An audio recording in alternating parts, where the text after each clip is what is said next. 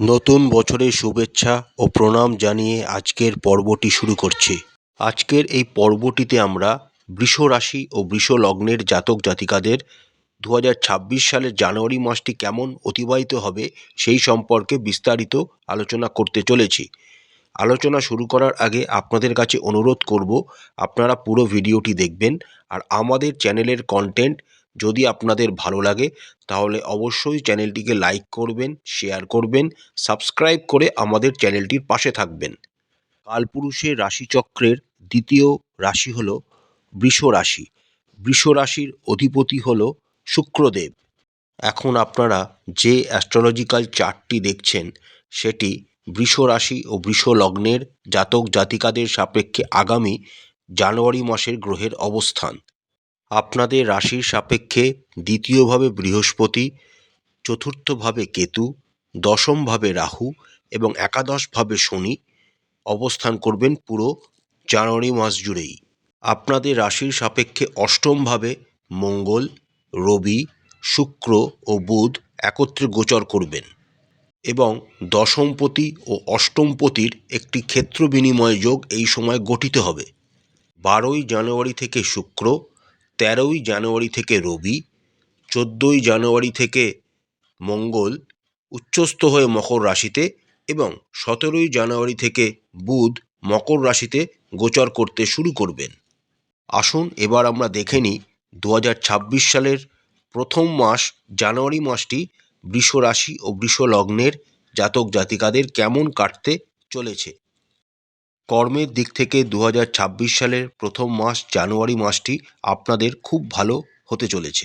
আপনাদের রাশির সাপেক্ষে দশম ভাবের অধিপতি শনি মহারাজ পুরো জানুয়ারি মাস জুড়েই আপনাদের একাদশ ভাব অর্থাৎ ইচ্ছা পূরণের জায়গা উপচয় ভাবে একাদশ ভাবে অবস্থান করবেন, যার সুফল আপনারা অবশ্যই পাবেন এবং কর্মের জায়গায় একটি নিজের পরিচিতি তৈরি করতে পারবেন এবং সব কর্ম আপনারা খুব ভালোভাবে সম্পন্ন করতে পারবেন।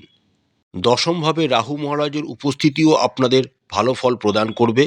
তবে যেহেতু রাহু দশমে রয়েছে তাই মাঝে মাঝে একটু অমনোযোগী হয়ে যাওয়ার প্রবণতা আপনাদের মধ্যে এই সময় দেখা যাবে বা ছোট্ট ছোট্ট কিছু ভুল হয়ে যেতে পারে, যার ফলে কর্মে আপনাদের ব্যাঘাত ঘটতে পারে।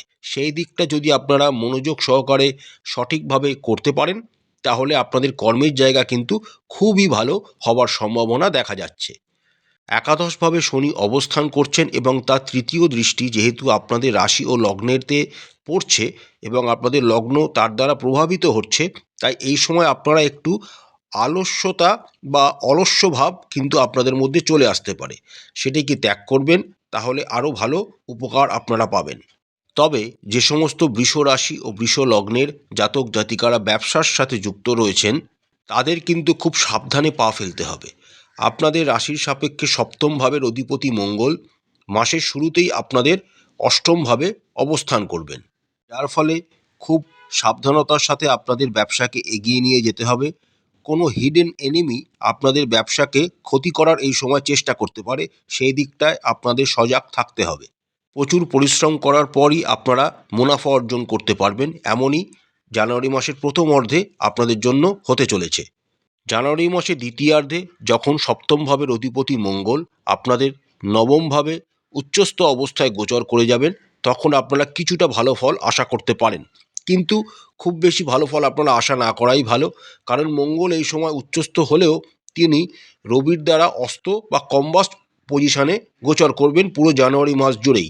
অর্থাৎ আপনাদের খুব সতর্কতার সাথে ব্যবসাকে এগিয়ে নিয়ে যেতে হবে। বড় ধরনের কোনো ব্যবসায়িক ইনভেস্টমেন্ট এই সময় না করাই আপনাদের জন্য উচিত হবে। অর্থনৈতিক বিষয়ের কথা বললে জানুয়ারি মাসটি আপনাদের খুবই ভালো হওয়ার সম্ভাবনা দেখা যাচ্ছে। আপনাদের একাদশভাবে শনি মহারাজ উপস্থিত থাকবেন পুরো জানুয়ারি মাস জুড়েই, যা আপনাদের অর্থনৈতিক যোগানকে তিনি বজায় রাখবেন। তার ওপর আপনাদের রাশির সাপেক্ষে একাদশ ভাবের অধিপতি বৃহস্পতিও রেট্রোগ্রেড পজিশনে আপনাদের দ্বিতীয়ভাবে গোচর করবেন। অর্থাৎ বড় ধরনের কোনো লাভ পাওয়ার সম্ভাবনা জানুয়ারি মাসে আপনাদের জন্য প্রবলভাবে দেখা যাচ্ছে। তবে জানুয়ারি মাসের প্রথমার্ধে আপনাদের দ্বিতীয় ভাবের অধিপতি বুধ যেহেতু অষ্টমভাবে গোচর করবেন, তাই কোনো রকম আনপ্ল্যান্ড ব্যয় হওয়ার সম্ভাবনাও কিন্তু দেখা যাচ্ছে। তবে এই ব্যয়টি কোনো রকম ধর্মীয় অনুষ্ঠানে বা ধর্মীয় কোনো কাজে বা কোনো পরিবারের লোকের স্বাস্থ্যক্ষেত্রে ব্যয় হওয়ার সম্ভাবনা প্রবল। জানুয়ারি মাসের প্রথমার্ধে মঙ্গলের চতুর্থ দৃষ্টিও আপনাদের একাদশভাবে কে প্রভাবিত করবে, তাই আপনারা যথেষ্ট ভালো উপার্জন করতে পারবেন এবং আপনারা উপার্জিত অর্থ আপনারা সঞ্চয় করতেও সমর্থ হবেন। তবে একটু ধৈর্য ধরতে হবে। জানুয়ারি মাসের দ্বিতীয়ার্ধটি অর্থাৎ 18ই জানুয়ারি পর থেকে আপনাদের সৌভাগ্যের বৃদ্ধি ঘটবে এবং আপনারা প্রচুর অর্থ রোজগার করতে সক্ষম হবেন। স্বাস্থ্য সম্পর্কে আপনাদের পুরো জানুয়ারি মাস জুড়েই সচেতন থাকতে হবে, কারণ আপনাদের রাশির সাপেক্ষে রাশি ও লগ্নাধিপতি শুক্র জানুয়ারি মাসের প্রথমার্ধে আপনাদের অষ্টমভাবে অবস্থান করবেন। এর ফলে শরীরে যৌনাঙ্গজনিত কোনো প্রবলেম, মলদ্বারের কোনো প্রবলেম, গুপ্তাঙ্গের কোনো প্রবলেম আপনাদের কিন্তু দেখা দিতে পারে। তার জন্য অবশ্যই ভালো ডাক্তারের পরামর্শ নেবেন। অষ্টমভাবে রবি ও মঙ্গল একত্রে থাকার জন্য যারা গাড়ি চালান বা যানবাহন চালান তাদের খুব সাবধানতা অবলম্বন করতে হবে। রাশি ও লগ্নাধিপতি শুক্র পুরো জানুয়ারি মাস জুড়েই কম্বাস্ট অবস্থায় থাকার জন্য সর্দি কাশির কোনো সমস্যা, ঠান্ডা লেগে যাওয়ার মতো কোনো সমস্যা আপনাদের কিন্তু বিরক্ত করতে পারে। 15ই জানুয়ারির পর যখন শুক্র আপনাদের নবম ভাব মকর রাশিতে গোচর করতে শুরু করবেন, তখন আপনাদের ধীরে ধীরে শরীর স্বাস্থ্যের উন্নতি আপনারা পরিলক্ষিত করবেন। কিন্তু জানুয়ারি মাসে পুরোটাই শুক্র কম্বাস্ট অবস্থায় থাকবেন এবং মঙ্গল রবি সাথে যুক্ত অবস্থায় থাকার জন্য আপনাদের চোখের কোনো প্রবলেম বা মুখের কোনো প্রবলেমও আপনাদের বিরক্ত করতে পারে, সেই দিকটাও আপনাদের খেয়াল রাখতে হবে। জানুয়ারি মাসের শুরুতে আপনাদের রাশির সাপেক্ষে পঞ্চম ভাবের অধিপতি বুধ অষ্টমভাবে অবস্থান করবেন। এই পজিশনটি কিন্তু খুব একটি ভালো নয়। এই সময়কালে আপনাদের কিন্তু একে অপরের প্রতি যে টানটি ছিল সেটি কমে যাওয়ার একটা সম্ভাবনা দেখা যাবে। প্লাস এই সময় তার শরীর স্বাস্থ্যের প্রতিও আপনাদের খেয়াল রাখতে হবে। এই সময় আপনাদের প্রেমিক বা প্রেমিকার কোনো রকম শরীর স্বাস্থ্যের অবনতি হওয়ারও একটা প্রবল লক্ষণ কিন্তু দেখা যাচ্ছে। তার ওপর একাদশভাবে শনির অবস্থান এবং তার সপ্তম দৃষ্টি দ্বারা আপনাদের পঞ্চম ভাবকে প্রভাবিত করার জন্য নিজেদের প্রেম জীবনের দিক থেকে আপনাদের সততা অবলম্বন করতে হবে। সৎ থাকবেন, কোনো রকম প্রলোভনে পা দেবেন না, অশ্লীল আচরণ থেকে নিজেদেরকে দূরে রাখবেন এবং অশ্লীল কথাবার্তাও যেন না বলেন সেদিকটাও আপনাদের খেয়াল রাখতে হবে। 17ই জানুয়ারির পর বুধ যখন আপনাদের নবমভাবে গোচর করে যাবেন, তখন আপনাদের প্রেমজ সম্পর্কের অবস্থার ধীরে ধীরে উন্নতি ঘটবে।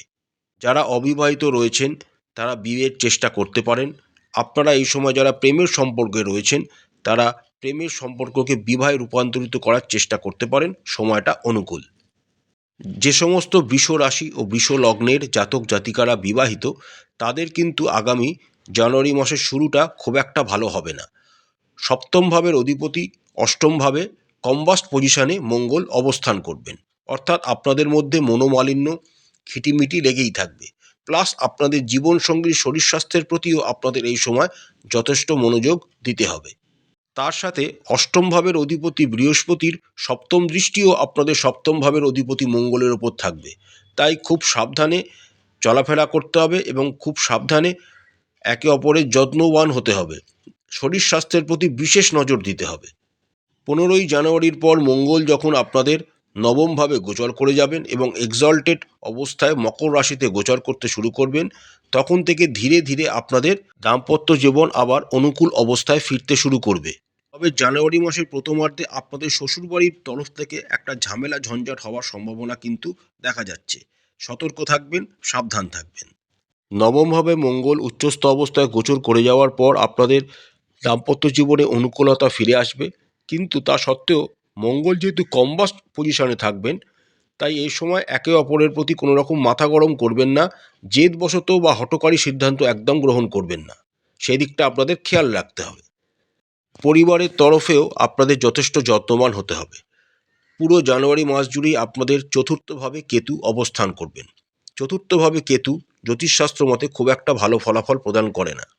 কোনো রকম উটকো ঝামেলা কিন্তু এই সময় পরিবারে চলে আসতে পারে, যা আপনাদের পরিবারের আবহাওয়া বা অ্যাটমসফিয়ারকে বিঘ্নিত করতে পারে। তার ওপর রাহু মহারাজের সপ্তম দৃষ্টি আপনাদের চতুর্থ ভাবকেও প্রভাবিত করবে। এই সময় অহংবোধের কোনো সমস্যা আপনাদের পরিবারের মধ্যে কিন্তু হওয়ার সম্ভাবনা দেখা যাচ্ছে। পারিবারিক সম্পত্তি নিয়ে কোনো রকম গোলযোগ হওয়ারও একটা প্রবল সম্ভাবনা এই সময় দেখা যাচ্ছে। আপনাদের রাশির সাপেক্ষে চতুর্থ ভাবের অধিপতি রবি মাসের শুরুতেই আপনাদের অষ্টম ভাবে গোচর করবেন। পৈতৃক সম্পত্তি বা অ্যানসেস্টরাল প্রপার্টি সম্পর্কিত কোনো বিষয় নিয়ে পরিবারে আলোচনা হতে পারে, তার নিয়ে একটা ঝামেলা ঝঞ্ঝাটও হওয়ার সম্ভাবনা কিন্তু দেখা যাচ্ছে। বাড়িতে কোনো ইলেকট্রনিক্স বা ইলেকট্রিক্যাল ডিভাইসও এই সময় খারাপ হয়ে যেতে পারে, সেই দিকটাও খেয়াল রাখবেন। 15ই জানুয়ারির পর রবি যখন নবমভাবে গোচর করে যাবেন, তখন আপনাদের পারিবারিক অ্যাটমসফিয়ার ধীরে ধীরে ভালো হতে শুরু করবে। জানুয়ারি মাসের প্রথমার্ধে আপনাদের মায়ের শরীর স্বাস্থ্যের প্রতি একটু মনোযোগ দেবেন, তাদের শরীর স্বাস্থ্য কিন্তু খারাপ হওয়ার একটা যোগ দেখা যাচ্ছে। ভাই বোনেদের সাথে সম্পর্ক আপনাদের ভালোই থাকবে এবং তারাও আপনাদের সবসময় পাশে দাঁড়াবে। প্রতিকার স্বরূপ আপনারা রাশি ও লগ্নাধিপতি শুক্রদেবের বীজ মন্ত্র প্রত্যেক দিন 108 বার করে পাঠ করবেন। প্রত্যেক দিন একটি নির্দিষ্ট সময় হনুমান চালিসা অবশ্যই পাঠ করবেন। শ্রী শ্রী বিষ্ণু সহস্রনাম প্রত্যেক দিন পাঠ করবেন। স্নান করার পর মাথায় সাদা চন্দনের তিলক বা কেশরের তিলক অবশ্যই লাগাবেন এবং শ্রী শ্রী মহালক্ষ্মীর যে কোনো একটি বীজ মন্ত্র প্রত্যেক দিন পাঠ করবেন। আশা করছি 2026 সালের প্রথম মাস জানুয়ারি মাসটি প্রত্যেক বৃষ রাশি ও বৃষ লগ্নের জাতক জাতিকাদের খুব ভালো কাটবে। মা কালী আপনাদের মঙ্গল করুন, আপনাদের সমস্ত মনের ইচ্ছা মা কালী পূরণ করুন। আমাদের চ্যানেলটির কন্টেন্ট যদি আপনাদের ভালো লাগে তাহলে অবশ্যই চ্যানেলটিকে লাইক করবেন, শেয়ার করবেন, সাবস্ক্রাইব করে আমাদের চ্যানেলটির পাশে থাকবেন। হর হর মহাদেব, জয় মা কালী, নমস্কার।